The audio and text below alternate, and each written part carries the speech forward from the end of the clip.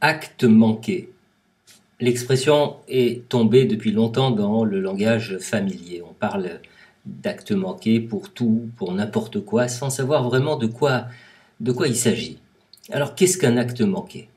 C'est un acte qui n'aurait pas dû se produire parce que appartenant au monde de l'inconscient et qui a échappé en quelque sorte aux forces du refoulement.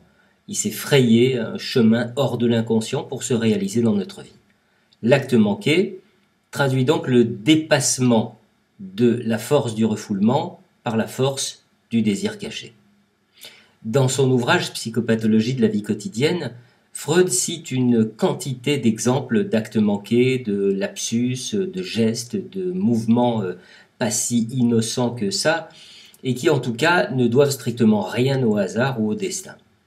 Alors pour éclairer l'acte manqué, voici un cas célèbre raconté par le père de la psychanalyse. Une jeune femme tombe de voiture et se casse une jambe. La voilà alitée pendant plusieurs semaines, mais elle étonne tout le monde par l'absence de toute manifestation douloureuse et par le calme imperturbable qu'elle garde. Cet accident a servi de prélude à une longue et grave névrose dont cette femme a été guérie par la psychanalyse. Au cours du traitement, écrit Freud, je me suis informé aussi bien des circonstances ayant accompagné l'accident que de certaines impressions qui l'ont précédé.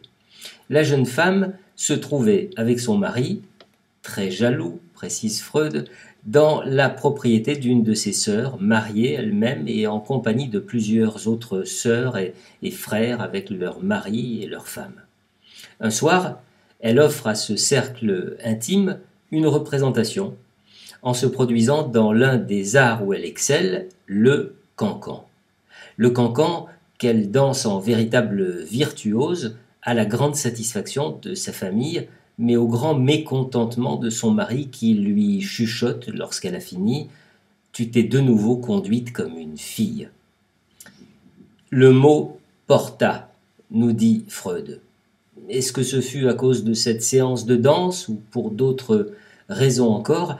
La jeune femme passa une nuit très agitée, elle se leva décidée à partir le matin même et voulut choisir elle-même les chevaux. Elle en refusa une paire, elle en accepta une autre. Sa plus jeune sœur voulait faire monter dans la voiture son bébé accompagné de la nourrice, ce à quoi elle s'opposa énergiquement. Et pendant le trajet, elle se montra nerveuse. Elle dit à plusieurs reprises au cocher que les chevaux lui semblaient avoir peur, et lorsque les chevaux, inquiets, refusèrent réellement à un moment donné de se laisser maîtriser, elle sauta effrayée de la voiture et se cassa une jambe, alors que ceux qui étaient restés dans la voiture n'eurent aucun mal. Si, en présence de tels détails, on peut encore douter que cet accident ait été arrangé d'avance, on n'en doit pas moins admirer l'à-propos avec lequel l'accident s'est produit, comme s'il s'était agi vraiment d'une punition pour une faute commise. Parce qu'à partir de ce jour, écrit Freud, la malade fut pour de longues semaines dans l'impossibilité de danser le cancan.